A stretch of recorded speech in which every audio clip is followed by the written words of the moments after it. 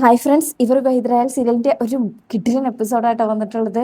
സൗഭാഗ്യപുരത്തെ മുത്തശ്ശി സംഗീതയോട് പറയും അജയും അഞ്ജനയും തമ്മിലുള്ള വിവാഹത്തിന് അജയ്ക്ക് പൂർണ്ണ സമ്മതമല്ലേ.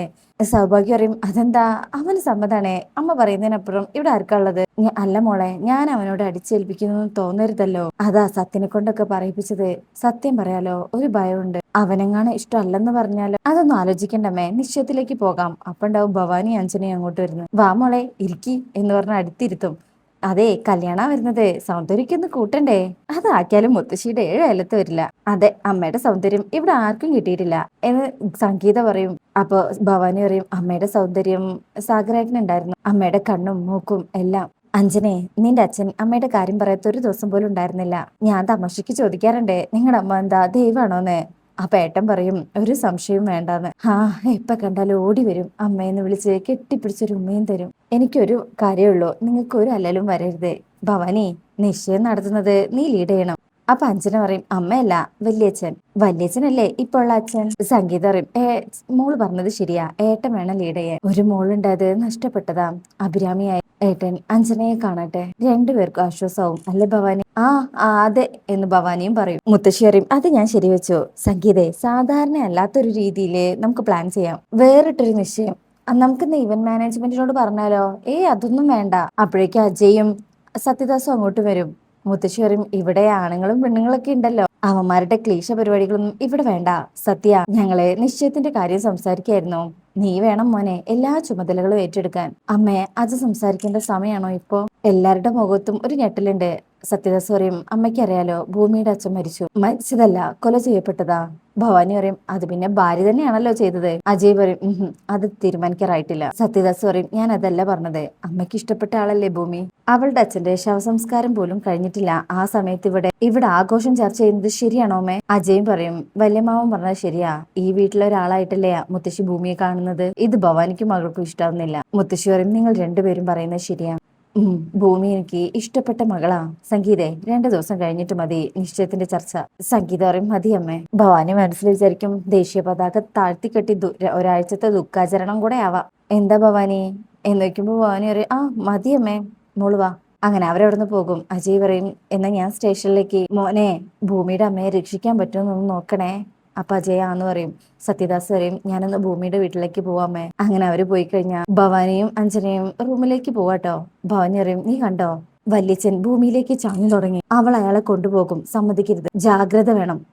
അപ്പൊ അഞ്ജന പറയും ഞാൻ കേട്ടു അമ്മേ, അവൻ പറഞ്ഞത് കേട്ടോ അമ്മേ. അജയ്, വല്യച്ഛൻ പറഞ്ഞത് ശരിയാണെന്ന്. ഈ വീട്ടിലൊരാളായിട്ടല്ലേ മുത്തശ്ശി അവളെ കാണുന്നത് എന്ന്. ആ കിളവി മുത്തശ്ശി എസ്സും പറഞ്ഞു. അപ്പൊ ഭവാനി പറയും നീ ആ മുത്തശ്ശിയെ വിശ്വസിക്കണം, എന്ത് പറഞ്ഞാലും അതുപോലെ തന്നെ ചെയ്യണം, രഹസ്യങ്ങൾ സൂക്ഷിക്കണം. അടുത്ത ടാർഗറ്റ് ഭൂമിയാ. അഞ്ജനയ്ക്കും എന്ന് വെച്ചാ ഭവാനി പറയും അവൾ ഈ വീടിന്റെ പടി ചവിട്ടാൻ പാടില്ല എന്ന് പറഞ്ഞാൽ ഭവാനി അവിടുന്ന് പോകും. അജയ് പോലീസ് സ്റ്റേഷനിൽ എത്തിയിട്ട് ഇങ്ങനെ പുറത്തേക്ക് നോക്കും. അതായത് കഫേയിലേക്കാട്ടോ നോക്കുന്നത്, ക്ലോസ് ചെയ്തിട്ടിരിക്കണേ. അപ്പം കുറച്ച് കഴിയുമ്പോൾ അങ്ങോട്ടൊരു ഓട്ടോ വരികയാണെ. ആ ഓട്ടോ തിരിച്ചിടുന്നുണ്ട്.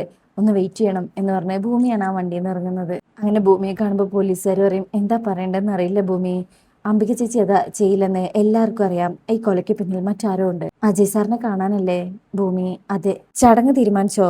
ഭൂമി ഇല്ലെന്ന് പറയും. അങ്ങനെ പോലീസുകാർക്ക് എന്താ പറയേണ്ടതെന്ന് അറിയില്ല. അവര് പിന്നെ അവിടുന്ന് പോവാട്ടോ. ഭൂമി കോഫി ഹൗസിലേക്ക് നോക്കുമ്പോ അച്യുതന്റെ ആദരാഞ്ജലികൾ എന്ന് വെച്ച ഫോട്ടോയും കറുത്ത തുണിയൊക്കെ അവിടെ കെട്ടിവെച്ചത് കാണുമ്പോൾ ഭൂമിക്ക് സങ്കടം ഇരട്ടിയാവാണ്. പിന്നെ കരഞ്ഞോണ്ട് പോലീസ് സ്റ്റേഷനകത്തേക്ക് കയറും. അപ്പോഴേക്കും ഒരു വനിതാ പോലീസ് വന്നിട്ട് പറയും ഭൂമി വിഷമിക്കരുത്, അമ്മ നിരപരാധിയാണെന്ന് തെളിയും. പോസ്റ്റ്മോർട്ടം ഭൂമി ഇറങ്ങി കഴിഞ്ഞില്ല, ഞാൻ സി എ സാറെ കാണാൻ എന്ന് പറഞ്ഞ് കരഞ്ഞോണ്ട് അകത്തേക്ക് പോവാം. അങ്ങനെ ഭൂമി അകത്ത് ചെല്ലുമ്പോ തന്നെ അജയ്ക്കും കാണണം. അജയ് പറയും ഞാൻ ഇന്നലെ ചെറിയ തോതിൽ ചോദ്യം ചെയ്തു, കരച്ചിലാണ്. അമ്മ നിരപരാധിയാണെന്ന് പറയുമ്പോഴും പക്ഷെ തെളിവുകളൊന്നുമില്ല. അമ്മ അച്ഛനെ കൊല്ലുന്ന പ്രസക്തമായ ഭാഗമുണ്ട്. കിട്ടിയ എല്ലാ തെളിവും പ്രതികൂലാണ്. ഫോറൻസിക് റിപ്പോർട്ടും പോസ്റ്റ്മോർട്ടം റിപ്പോർട്ടും അറിയേണ്ടതുണ്ട്. അതോടെ വന്നാല് ചിത്രം പൂർണ്ണമാവും. മുറിയിൽ മറ്റൊരാൾ കൂടെ ഉണ്ടായിരുന്നു എന്നാ അമ്മ പറയുന്നത്. ഇത് കേൾക്കുന്ന ആ ഭൂമി ഞെട്ടിപ്പോകും. മുഖംമൂടി വെച്ചൊരാൾ. അമ്മയാളുടെ മുഖം കണ്ടിട്ടില്ല. അതുകൊണ്ടാണ് ഞാൻ പറഞ്ഞത് ഫോറൻസിക് റിപ്പോർട്ടും പോസ്റ്റ്മോർട്ടം റിപ്പോർട്ടും പ്രധാനമാണെന്ന്. ഭൂമി ഒന്ന് ഷോക്കായിട്ടുണ്ട് കേട്ടോ. പിന്നെ ശാന്തമായിട്ട് പറയും ഞാൻ ഇതൊന്നും സംസാരിക്കാനല്ല സാർ വന്നത്, കേസിന്റെ കാര്യങ്ങൾ പിന്നീട് സംസാരിക്കാം. ഞാൻ വന്നത് 12 മണിക്ക് മുന്നേ അച്ഛനെ കിട്ടുകയാണെങ്കിൽ ചടങ്ങുകളൊക്കെ വൈകുന്നേരം ചെയ്യാൻ അമ്മ ഉണ്ടാവണല്ലോ. അജയ് പറയും കേസിന്റെ വശങ്ങളൊക്കെ ഭൂമിക്ക് അറിയാവുന്നതല്ലേ, ഇന്ന് കോടതിയിൽ ഹാജരാക്കും, റിമാൻഡ് ആവശ്യപ്പെടുന്നുണ്ട്, ഒരാഴ്ചയെങ്കിലും പോലീസ് കസ്റ്റഡിയിൽ വെക്കാൻ ആവശ്യപ്പെടും, അത് കഴിഞ്ഞ് അമ്മയെ കൊണ്ടുവരാം എന്റെ റിസ്കിൽ. എന്തായാലും കോടതിയിലെ നടപടിക്രമങ്ങൾ കഴിഞ്ഞിട്ട് ഞാൻ വിളിക്കാം, അത് കഴിഞ്ഞിട്ട് സമയം തീരുമാനിച്ചാൽ മതി. Thank you sir. എന്റെ അമ്മയെ എനിക്കറിയൂ എന്ന് പറഞ്ഞ് ഭൂമി അവിടുന്ന് പോവാം. പിന്നീട് ഭൂമി ഇങ്ങനെ ജിസലിന്റെ അടുത്തേക്ക് ചെല്ലുമ്പോണ്ടാവും കരഞ്ഞു തളർന്ന് അമ്പി അവിടെ ഇരിക്കുന്നത്. ആ കാഴ്ച കാണുമ്പോൾ തന്നെ ഭൂമി അങ്ങ് കരഞ്ഞു പോവും. അമ്മേ എന്ന് വിളിക്കുമ്പോൾ അംബിക അടുത്തേക്ക് വരും കേട്ടോ. എന്നിട്ട് ഇങ്ങനെ കവിളൊക്കെ വെച്ചിട്ട്, എന്റെ മോൾക്ക് അച്ഛനെ നഷ്ടായില്ലേ, അമ്മ കൊന്നു അല്ലേ, അങ്ങനെയാ ഇപ്പൊ പോലീസുകാരൊക്കെ പറയുന്നത്, എന്റെ ചേട്ടനെ ഞാൻ കൊന്നെന്ന് നാട്ടുകാരൊക്കെ വിശ്വസിച്ചാണല്ലേ, ഇനി ഇതിലും വലിയ എന്ത് ശിക്ഷ അമ്മയ്ക്ക് വേണ്ടേ, കരയല്ലേ അമ്മേ. അപ്പം അംബിക പറയും, മോൾ ഒരു വട്ടം അമ്മയോട് പറഞ്ഞാൽ മതി, അമ്മ അങ്ങനെ ചെയ്യില്ലെന്ന്. അങ്ങനെ പറഞ്ഞാലേ അമ്മയ്ക്ക് വിശ്വാസമാവൂ, മോളുടെ മനസ്സറിയാത്ത അമ്മയാണോ ഇത്, മുഖത്ത് നോക്ക്, ഞാൻ അങ്ങനെ പറയണോ. അംബിക പറയും, അമ്മയ്ക്ക് അറിയാം അമ്മയുടെ മോളെ, അമ്മ ധൈര്യമായിട്ടിരിക്കും, കുറ്റം ചെയ്യാത്ത ആളെന്തിനാ ശിക്ഷിക്കുന്നത്. അംബിക പറയും, മോളെ മുറിയിൽ ഒരാളുണ്ടായിരുന്നു. ഭൂമി അറിയും, CI സാറ് പറഞ്ഞു അമ്മയെ ഞാൻ പുറത്തു കൊണ്ടുവരും, ഞാൻ വന്നത് CI സാറെ കാണാനാ, പോസ്റ്റ്മോർട്ടം കഴിഞ്ഞ അച്ഛനെ കിട്ടും, അമ്മേനെ അങ്ങോട്ട് വിടണമെന്ന് ഞാൻ പറഞ്ഞു, സാർ സമ്മതിച്ചു. അംബിക കരഞ്ഞോണ്ടിരിക്കും, എന്റെ മോൾക്ക് സഹായത്തിന് ആരാ അവിടെ ഉള്ളത്, എല്ലാരും ഉണ്ട്, അമ്മ അത് ഓർക്കണ്ട. അമ്മേ ചിതാഭസ്മം ഒഴുക്കുന്നതിനെ കുറിച്ച് എപ്പോഴെങ്കിലും അച്ഛൻ പറഞ്ഞിട്ടുണ്ടോ. അംബിക അറിയും, അച്ഛൻ പറയണെങ്കിൽ അതിന്റെ മോളോടല്ലേ പറയുള്ളൂ, എന്നോട് പറഞ്ഞിട്ടില്ല, നീ കൊണ്ടുപോയി ഒഴുക്കേ. ഭൂമി അറിയും, എന്റെ അച്ഛനെ നിത്യശാന്തി കിട്ടണല്ലോ. അങ്ങനെ രണ്ടുപേരും അവിടെ നിന്നും വലിയ സങ്കടത്തിൽ കരയട്ടോ. അവർക്ക് സഹിക്കാൻ പറ്റുന്നതിനപ്പുറമാണ്. ശേഷം പിന്നീട് ബോഡിയൊക്കെ കിട്ടിയിട്ടോ ചടങ്ങുകൾ ചെയ്യാണ് അവിടെ. ഭൂമി അച്ഛനിങ്ങനെ നോക്കും. എന്നിട്ട് അവസാനമായി കണ്ടപ്പോ, എനിക്കൊരു ഉമ്മ തന്നിട്ട് പോ മോളെ എന്ന് പറയുമ്പോ ഭൂമി വന്നിട്ട് 1000 ഉമ്മ തരാന്ന് പറയുന്നുണ്ടല്ലോ, ആ കാര്യം ആലോചിക്കാം. എന്നിട്ട് അച്യുതന്റെ അടുത്തേക്ക് ചെന്നിട്ട് അവിടെ ഇരുന്ന് അച്യുതന്റെ കവിളിൽ കൈവച്ചുകൊണ്ട് നെറ്റിയിൽ ഉമ്മ കൊടുക്കണേ. ഭൂമിയുടെ ആ ഒരു സങ്കടം അത് അവിടെ കണ്ടു നിൽക്കുന്നവർക്ക് പോലും സഹിക്കാൻ പറ്റുന്നില്ല കേട്ടോ. അങ്ങനെ വല്ലാത്തൊരു വിഷമം നിറഞ്ഞൊരു ഭാഗമാണ്.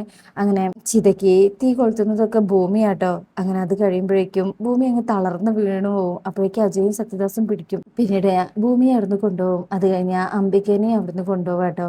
പിന്നെ അല്പസമയം കഴിഞ്ഞാൽ എല്ലാവരും പോയിട്ടുണ്ട്. ഭൂമി ഇങ്ങനെ അച്ഛന്റെ കാറിന്റെ അടുത്ത് വന്ന് നിന്നിട്ട് ആ കാറിൽ കയറി ഇരിക്കുക. അവിടെ ഇരുന്നുകൊണ്ട് അച്യുതൻ കാർ ഓടിക്കാൻ പഠിപ്പിച്ചതും എല്ലാം ഇങ്ങനെ ആലോചിക്കുന്നുണ്ട്. കാറ് പഠിപ്പിക്കുന്ന സമയത്ത് അച്ഛൻ വഴക്ക് പറഞ്ഞതൊക്കെ ആലോചിച്ച് ഇപ്പൊ ഇങ്ങനെ സങ്കടത്തോടെ നിൽക്കുന്ന ഭൂമിയെ കഴിച്ചുകൊണ്ടാണ് ഈ ഭാഗം കഴിയുന്നത്.